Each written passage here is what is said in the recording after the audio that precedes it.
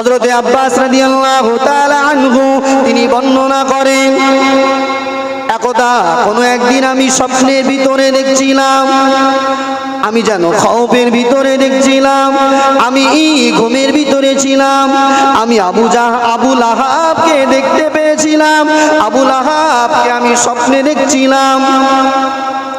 আমি ওই সময় আমার মনে প্রশ্ন জাগলো, ও মক্কার লিডার, ও মক্কার নেতা, আমার রাসূলকে তো বহু জ্বালিয়েছো, তুমি এখন কবরের ভিতরে আবু লাহাব কেমন হালাতে রয়েছে একটু বলো না। আল্লাহ নবীর সাহাবী হযরত আব্বাস রাদিয়াল্লাহু তাআলা আনহু তিনি বর্ণনা করেন, ওই সময় আবু লাহাব বলেছিল, ও নবীর ভক্ত, ও নবীর সাহাবী, ও নবীর সাহাবী হযরত আব্বাস শুনে রেখে দাও বাবা, আমি আবু লাহাব কবরের ভিতরে আমার আল্লাহ পাক এমন আযাবে গ্রেফতার করে নিয়েছেন, আমি আবু লাহাব সহ্য করতে পারি না, আমি আবু লাহাব কষ্ট আর সহ্য করতে পারি না। আল্লাহ আমার জাহান্নামের জুতা আমার দুই কদমে পরিয়ে দিয়েছে, ওই জাহান্নামের জুতার উত্তপ্ত আগুনে আমার মাথার চুল পর্যন্ত পুড়ে ছারখার হয়ে যাচ্ছে। বলেন নাউজুবিল্লাহ।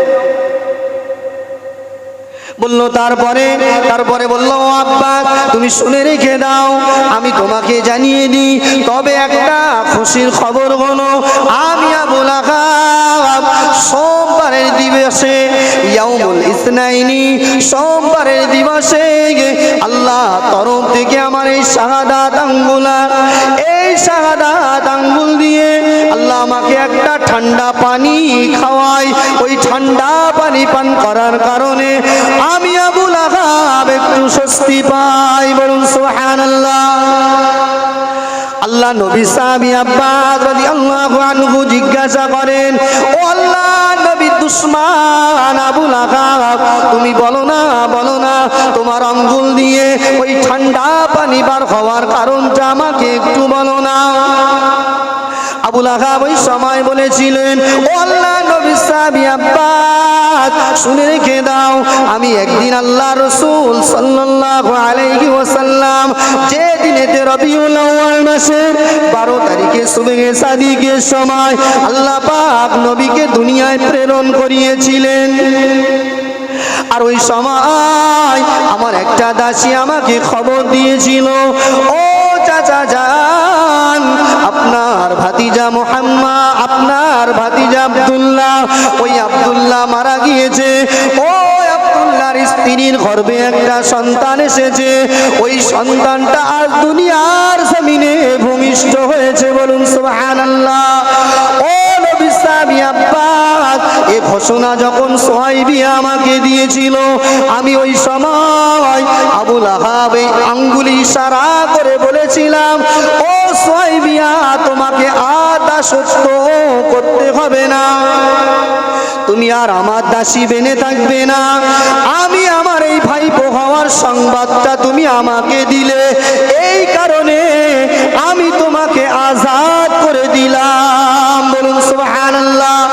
আবু লাহাব আজাদ করে দেওয়ার কারণে এই শাহাদাত আঙ্গুলটা ইশারা করেছিলেন, তাই আল্লাহ পাক সোমবারের দিবসে এত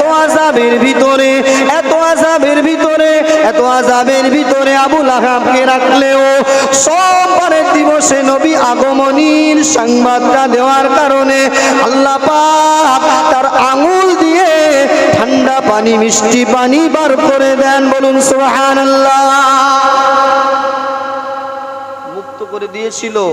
আল্লাহ রসুলের এই সংবাদটা জানতো না যে আমার নেতৃত্ব কেড়ে নেবে, জানতো না যে সে নবী হবে, খুশি করেছিল, ভাইপো হয়েছে, খুশি মানিয়েছিল, আনন্দ উল্লাস করে ওই দাসীটাকে বিদায় দিয়েছিল, মুক্ত করে দিয়েছিল, আজাদ করে দিয়েছিল, তার স্বাধীনতা ফিরিয়ে দিয়েছিল।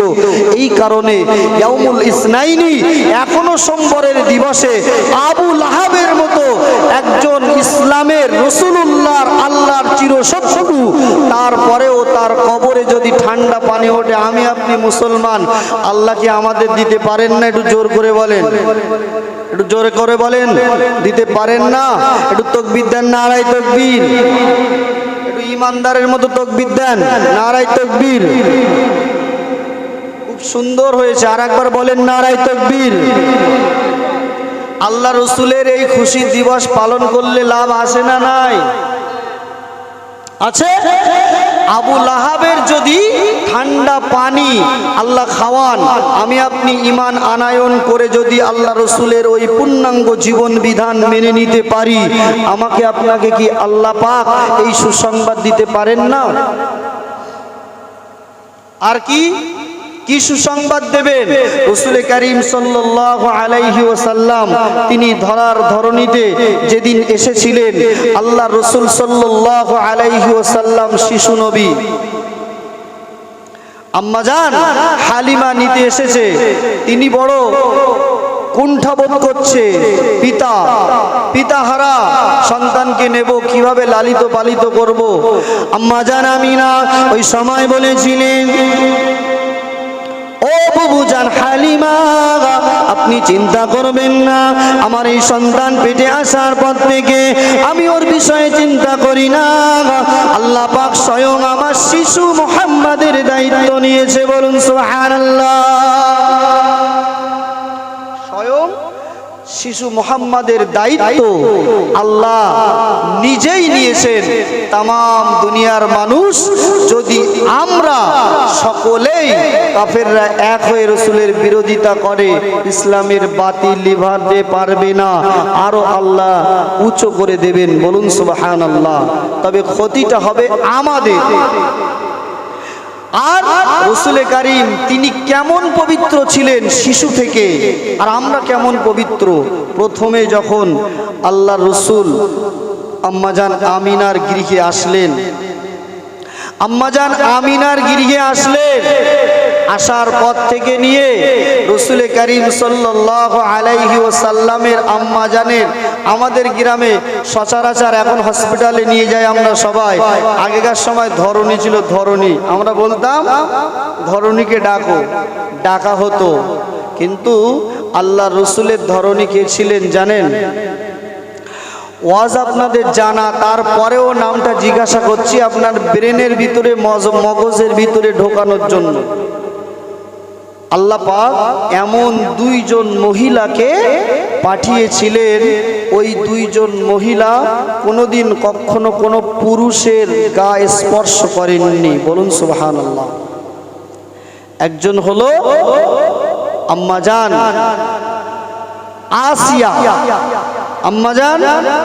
আসিয়া, আর একজন ঈসা নবী আলাইহিস সালামের আম্মাজান মারিয়াম আলাইহিস সালাম, বলুন সুবহানাল্লাহ। আল্লাহ রসুল ঈসা নবীকে বিনা পিতায় দুনিয়ায় প্রেরণ করেছেন। আর আমরা অনেকেই এখন বলে থাকি সিরাত করা যাবে না, রাসূলুল্লাহ জন্ম দিবস পালন করা যাবে না। নেট খুললেই অহরহ এই সমস্ত তথ্য সামনে আসে। আমাদের সমাজের যুবক বৃদ্ধা সকলেই প্রশ্ন করে ইমামদের যে হুজুর নবী দিবস করা কি সত্যি হারাম? আমি আপনাকে এই বিষয়ে একটা কথা বলে ওই জায়গায় ফিরিয়ে নিয়ে যাচ্ছি। আমার আপনার নবীর আলোচনা যদি হারাম হয়, আপনি শুনে রাখুন, কোরআন শরীফের ভিতরে আল্লাহ বহু নবী এবং ওলি এবং বহু রসুল তাদের মিলাদ সম্পর্কে কোরআনুল কারিমে আল্লাহ আলোচনা করেছেন, বলুন সুবহানাল্লাহ। একটা উদাহরণ নেন, উদাহরণটা হলো মা আম্মাজান যখন ঈসা নবী যখন মায়ের গর্ভে, ঈসা নবীর মায়ের নাম কি বললাম? মারিয়াম আলাইহিস সালাম। আর একটা নাম আপনাকে শুনতে হবে মনে রাখার জন্য, ঈসা নবীর নানিমার নাম হান্নানা, তাফসীরের ভিতরে এসেছে হান্নানা। তো ঈসা নবীর আম্মা জান একটা মান্যত করেছিলেন। কি মান্যত? আল্লাহ যদি আমাকে একটা পুত্র সন্তান দান করেন, তাহলে আমি আপনার রাহে সাদকা করে দেব, বিলিয়ে দেব, বলুন সুবহানাল্লাহ। এরকম মান্যত আমরা কিন্তু করি না, কিন্তু তিনি করেছেন। আল্লাহ পাক কোরআন শরীফের ভিতরে বললেন, ইদ ক্বালাত ইমরাতু ইমরান রাব্বি ইন্নী নাযারতু লাকা মা ফি বাতনি মুহাররারান ফাতাকাব্বাল মিন্নী ইন্নাকা আনতাস সামিউল আলিম। আল্লাহ কোরআন শরীফের ভিতরে বললেন, যখন ইমরানের স্ত্রী মানে ঈসা নবীর নানার নামটাও জানা হলো ইমরান।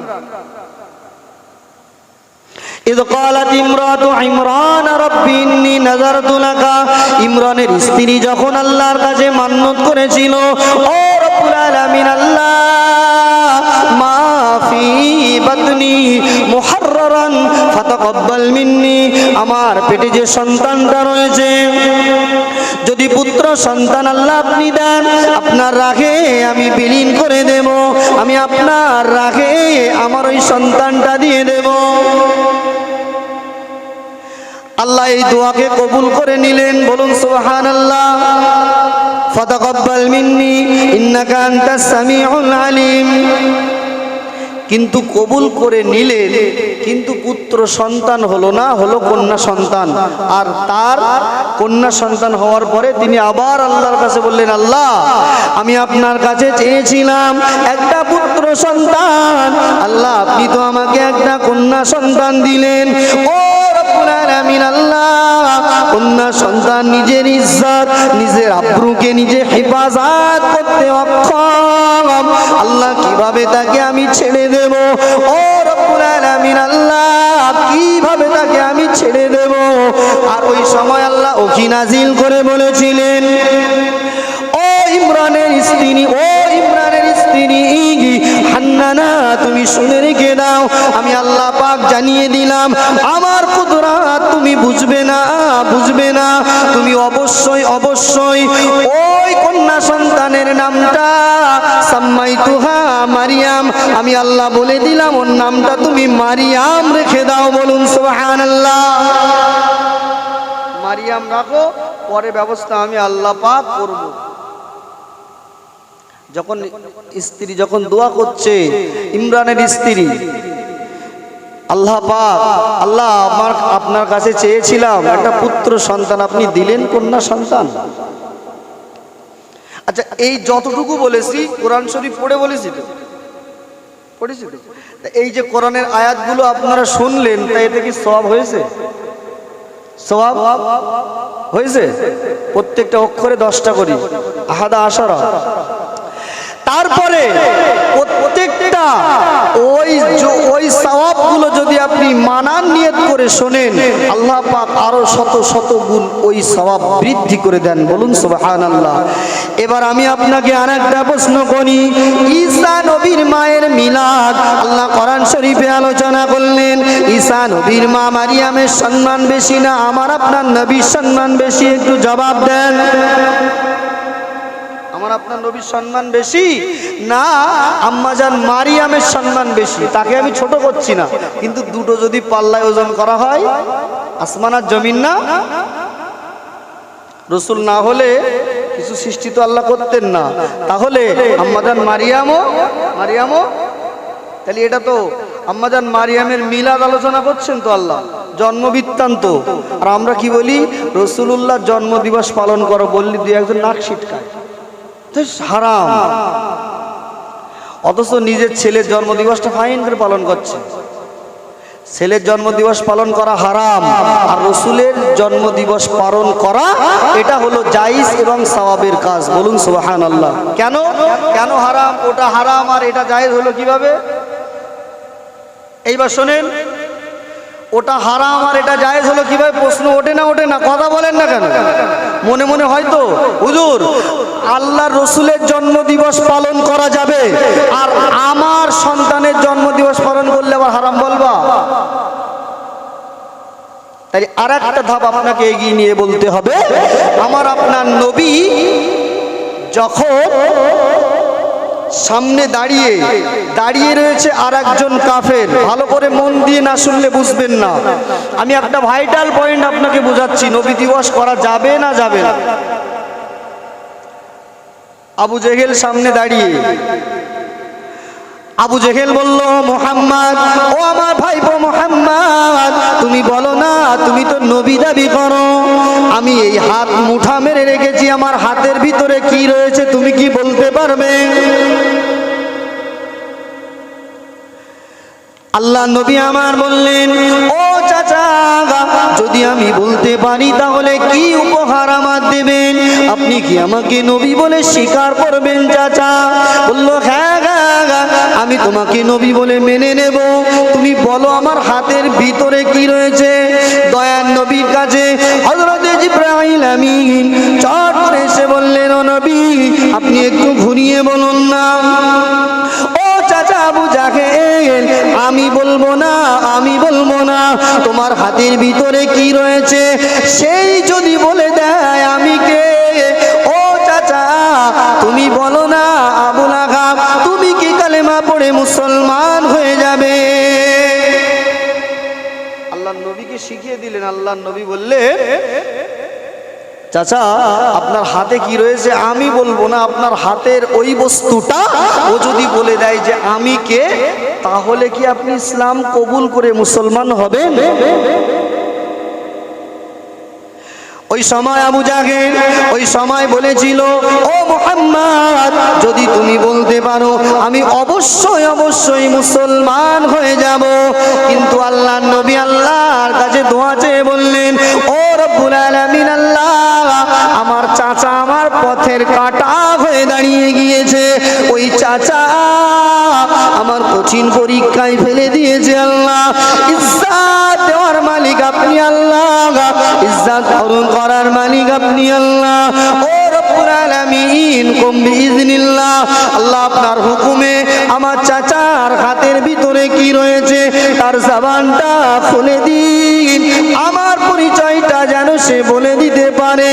আল্লাহ নবী যেই না দোয়া করলেন, সঙ্গে সঙ্গে আবু জাহেলের হাতের ভিতরে যে কাপড়টা ছিল ওই কাপড়টা পড়ে উঠল, আশহাদু আল্লাহ ইলাহা ইল্লাল্লাহ মুহাম্মাদুর রাসূলুল্লাহ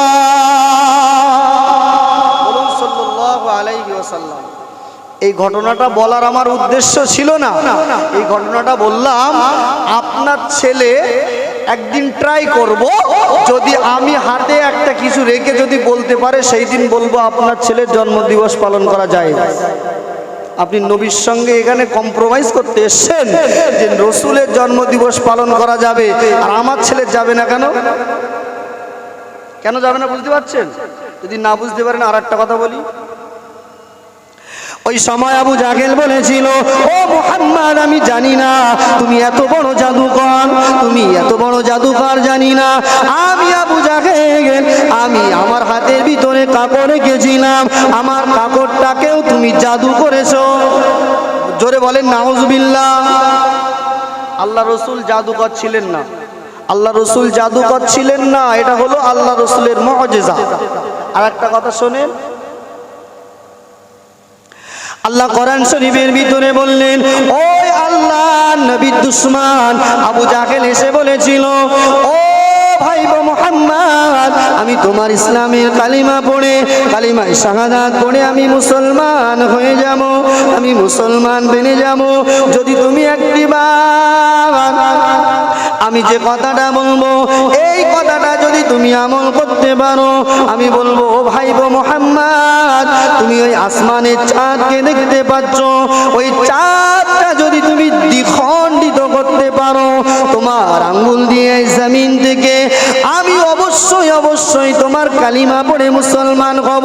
নবী আমার বললেন, চাচা যান, পরীক্ষা তো আমার বহু নিয়েছেন চাচা, এবার কি আপনি আমাকে মানবেন? এবার কি আপনি আমাকে স্বীকৃতি দেবেন? যদি দেন কপাল আপনার ভালো হবে।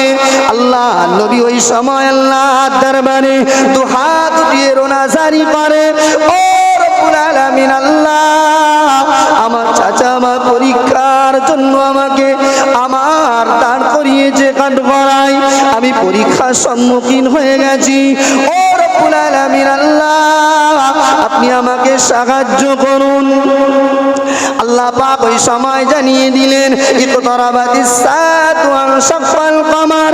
কোরআন শরীফের ভিতরে আল্লাহ জানিয়ে দিলেন, আমার নবী মুহাম্মদুর রাসূলুল্লাহ সাল্লাল্লাহু আলাইহি ওয়াসাল্লাম কে আল্লাহ পাক জিবরিল আমিনের মাধ্যমে বললেন, ও জিবরাইল চলে যাও, আমার মুহাম্মদ আমার নবী আমার প্রেমিক আমি আল্লাহ বলছি তুমি চলে যাও, পরীক্ষার সম্মুখীন হয়ে গেছে, ইশারা করতে বলো আঙ্গুলি দিয়ে, আমি আল্লাহ বাকি কাজটা করে দেব।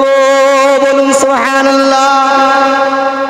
বাকি কাজটা আমি করব, আমি কিন্তু গাজাখুরি কথা বলছি না। কোরআন শরীফের ভিতরে ইখতারাবাতুস সাআতু ওয়ান শাক্কাল কমার, আল্লাহ পাকের নবী এই আঙ্গুলি দিয়ে একটু ইশারা করেছিলেন আর চাঁদ দ্বিখণ্ডিত হয়ে গিয়েছিল। বলুন সুবহানাল্লাহ। আমি ও আমার আব্বা জানো ভাইরা, ও পর্দানা সিনেমা ও বোনেরা, আমি আপনাকে একটা দাবি করব, আপনার সন্তানকে আপনি একটু পরীক্ষা নিন। আমি বলবো আপনার সন্তানের জন্মদিবস পালন করবেন, আপনার সন্তানকে একটু দান করিয়ে দিন।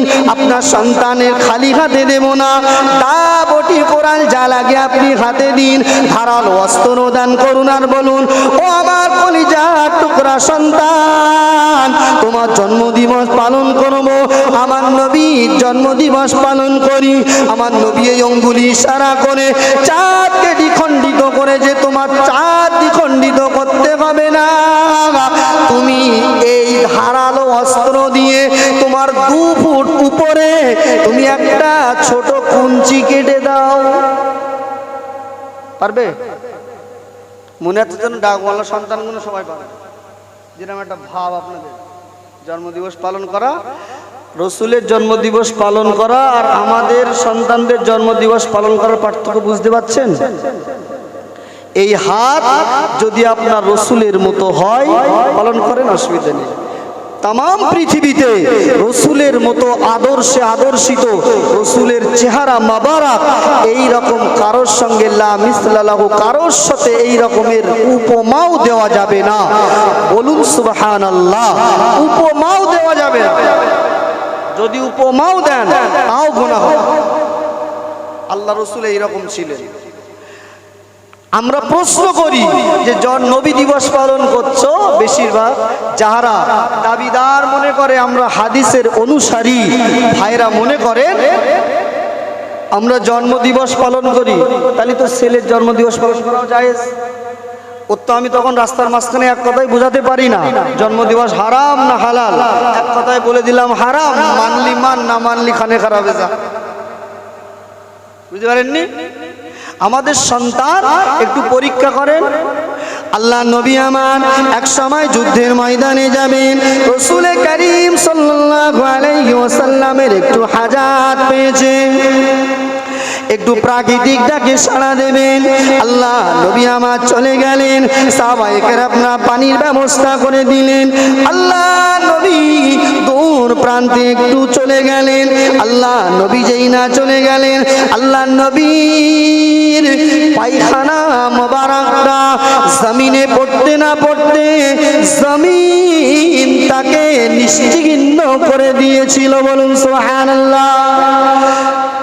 আমি আপনাকে আরো একবার বলবো, আপনার সন্তানের জন্মদিবস যদি আপনি পালন করেন, আপনার সন্তানের একটু পরীক্ষা নেন, উঠানে পায়খানা করতে বলেন, দেখেন থাকে না, গন্ধ লাগে।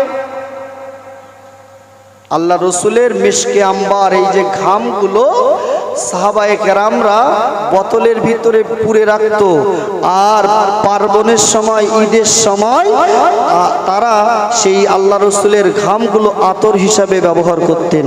বলুন সুবহানাল্লাহ। আতর হিসাবে ব্যবহার করতেন। আমরা রসুল চিনবো কিভাবে? রসুল চিনার মতো যোগ্যতাও নাই, যতটুকু আছে আরো হারাতে চলেছি। আমাদের চোখ নেই, চোখ যদি থাকতো আমরা পারতাম না। আল্লাহ রসুল সাল্লাল্লাহু আলাইহি ওয়াসাল্লাম কোনো একদিন ঘরের ভিতরে পেশাব করেছে, আম্মাজান একটা পাত্র দিয়েছে, সেই পাত্রে রেখে দিয়েছে। বাড়ির পরিচারিকা,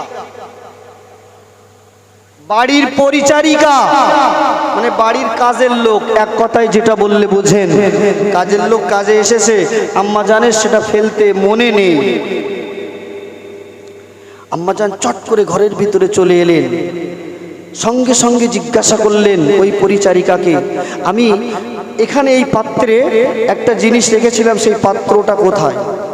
বলল, আমার সন্তানের খুব পানি পিপাসা লেগেছিল, সেই পাত্রের পানিগুলো শরবত হিসাবে আমার সন্তান খেয়ে নিয়েছে, আম্মাজান আপনি কিছু মনে করবেন না। বলুন সুবহানাল্লাহ। আম্মাজান ওই সময় ডুকরে কেঁদে উঠে বলেন, কি সর্বনাশ তুমি না করলে, ওটা তো অন্য কোনো শরবত নয়, ওটা কোনো পানি নয়, ওটা কোনো ডাবের পানি নয়, ওটা কোনো নলকূপের পানি নয়, ওটা আমার রাসূলের পেশাব মোবারক। আমার নবী গত রাতে পেশাব করেছিলেন, আমি ওই পাত্রে রেখেছিলাম, ওই পেশাব মোবারকটা তুমি খেয়ে নিয়েছো, তোমার সন্তানকে খাইয়ে দিয়েছো।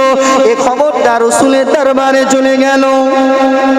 আল্লাহ নবীকে যেই না বললেন, আল্লাহ নবী আমার জানিয়ে দিলেন, আমার পেশাব মোবারকটা আল্লাহ পাক এত সুগন্ধময় করে দিয়েছেন, যেটা যে ব্যক্তির পেটে আমার পেশাব মোবারকটা প্রবেশ করেছে, আমি রাসূলুল্লাহ জানিয়ে দিলাম, তার জন্য জাহান্নামের আগুন হারাম। এখন বাচ্চাদের পেশাব করানোর জন্য বিভিন্ন পট বার হয়েছে না, কথা বলেন না কেন, পট বার হয়েছে না? এখন মায়েদের বিরাট সুখ, ও বৌমারা বাইরে বেরোয় না, শাশিরা বাইরে যায়, বৌমারা যা হয় সব খাটের উপরে কাজ সারে। রাগ করেন না ভাই, শোনেন, খাটের উপরে কাজ সারে মানে কি, ওই যে পট বার হয়েছে, বাচ্চার পেশাব লেগেছে, পটে বসিয়ে দিল, পটে আবার ঢাকনা লাগিয়ে আবার সাইডে রেখে দিল, সেই কালকে জোহরে গিয়ে ফেলবে। একদিন ঘরের ভিতরে ঢুকে জোহর পর্যন্ত যেতে হবে না, আপনার ওই বাচ্চার পেশাবের ওই কৌটোটা একটুখানি উঁচু করে নাকটা ওখানে দিতে হবে না। আপনি একটু শুকে দেখবেন দিন, গন্ধ লাগে কিনা, গন্ধ লাগবে না? চাচা বলতে গন্ধ লাগবে না, লাগবে। যদি আপনার ওই বাচ্চার পেশাবটা গন্ধ লাগে, আমি আপনাকে কথা বলতে পারি, ও আমার আব্বা জানো ভাইরা, মনে ব্যথা নেবেন না, দুঃখ নেবেন না। আল্লাহ আপনাকে বকার জন্য আমাকে এখানে বসাইনি, আপনাকে আমি বকতে আসিনি মা। ও পর্দানা সিনেমা ও বোনেরা, ও আমার আব্বা জানেরা, আমি আপনাদের একটা কথা বলে দিই, আপনার সন্তানের হুজুরের কথা শোনেন না, মাওলানা ইমাম মুয়াজ্জিনের কথা শোনেন না, হাজী সাহেব আপনার শ্বশুর তার কথা শোনেন না, আপনি গোপনে গোপনে গোপনে আপনার সন্তানের জন্মদিবসটা পালন করছেন। এটা হলো ইহুদি খ্রিস্টানদের কালচার, জন্মদিবস পালন করা। কিন্তু রসুলের জন্মদিবস পালন করা মানে কি, আমরা এখানে কেক টেক কেটেছি, কেক কাটাটা কোথার থেকে, ওটা ইসলামের ভিতরে ঢুকলো কি করে? আমার কথা বলছি, হাফেজ সাহেবের মেয়ের যদি জন্মদিবসে কেক কাটা হয়, তাহলে হাফেজ সাহেব কি ইসলামের ভেতরে আছে না বাইরে?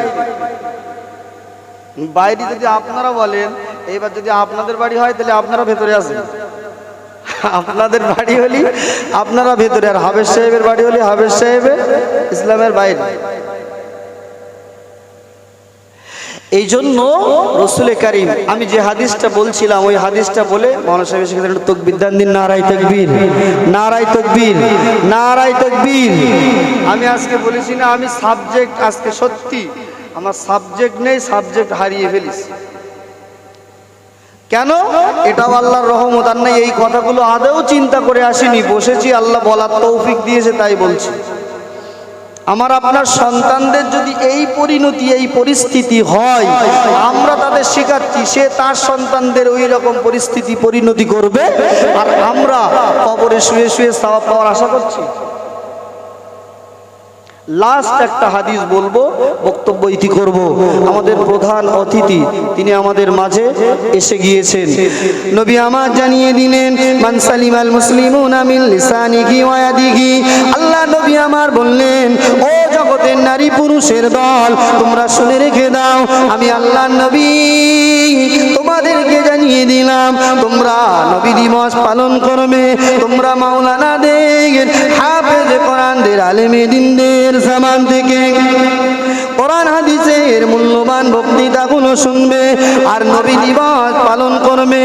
না না না না, শুধু এটা করলে হবে না, আমি আল্লাহ নবী জানিয়ে দিলাম প্রকৃত মুসলমান যদি তুমি হতে চাও, আল্লাহ নবী বললেন মান সালিমাল মুসলিমুনা মিন লিসানিহি ওয়া ইয়াদিহি, তুমি অবশ্যই তোমার জবান আর তোমার এই হাত দিয়ে অপর মুসলমানকে তুমি কষ্ট দেবে না। যদি তুমি তোমার জবান দিয়ে কখনো কোনো মুসলমানকে কষ্ট দিয়ে থাকো, তোমার হাত দিয়ে কোনো মুসলমানকে যদি তুমি কষ্ট দিয়ে থাকো, তুমি যতই নামাজ পড়ো, যতই বড় হাজী সাহেব হও না কেন, যতই বড় তুমি নেতা হও না কেন, আমি নবী জানিয়ে দিলাম তুমি প্রকৃত মুসলমান না। যতটুকু বলেছি আল্লাহ পাক রব্বুল আলামিন আমাদেরকে প্রকৃত, আমার উদ্দেশ্য ছিল আমাদের এই অন্তরটা শুদ্ধ করা, আর এই কাজগুলো যদি আমরা করতে পারি নবী দিবস দিয়েও আমাদের লাভ হবে, আর এই আমলগুলো করতে পারলে আমি আপনি প্রকৃত মুত্তাকি ঈমানদার বেনে যাব। বলুন সুবহানাল্লাহ।